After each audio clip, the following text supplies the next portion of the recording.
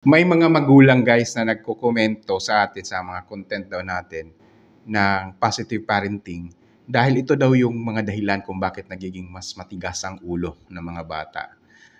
Para sa kanila, mas mabuti pa rin daw yung corporal punishment. Now, let me give you the 5 reasons na kung bakit yung corporal punishment ay hindi siya effective at akala lang natin na mayroong pagtutuwid.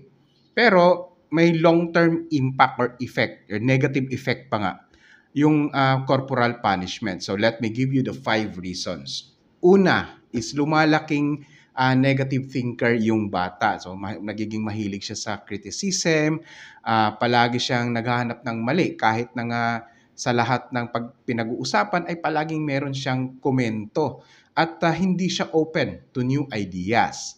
Pangalawang reason is that yung corporal punishment creates a more bad behavior. So nagkakaroon ng evolution kung ano man yung behavioral problems niya. Yung mga masasamang ugali, no, mas nagiging grabe. Dahil wala naman kasing internalization of values if you use corporal punishment. Pangatlong reason is that nagiging violente or mas nagiging violente ang bata. Kadalasan sa mga batang nakakaranas ng corporal punishment o kaya physical and humiliating punishment sa pamamahay ay dinadala nila ito sa kanilang paaralan. At ang kadalasan o karamihan sa mga batang ito ay nagiging bully. Nananakit din sila ng kapwa bata, lalo na yung tingin nila ay kaya nilang maliitin, no? O kaya nilang i-overpower yung isang bata. Sa pagtanda ng mga batang ito, no, in the long run or in the long term, ay nagiging mapang-abuso din sila sa iba at the worst is that they also become abusive mismo sa kanilang magiging pamilya. Number 4 reason is that sumusunod lang sila dahil sila ay takot.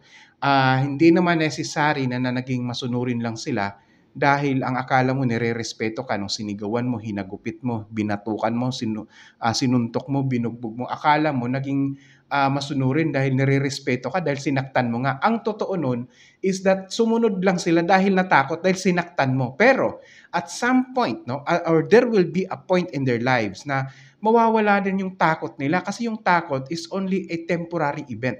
Pag mawawala yung takot, hindi na rin sila susunod, hindi na rin sila magiging masunurin.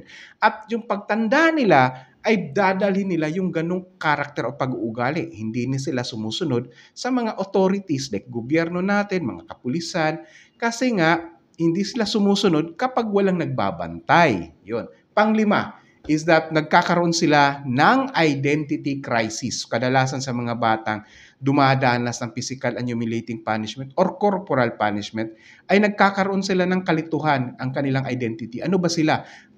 Ako ba ay babae? Ako ba ay lalaki? Ako ba ay transgender? Dahil ito sa environment na kung saan ko o kung ano, paano sila pinalaki. So kung ikaw ay may reaksyon o opinion, please type in the comment section.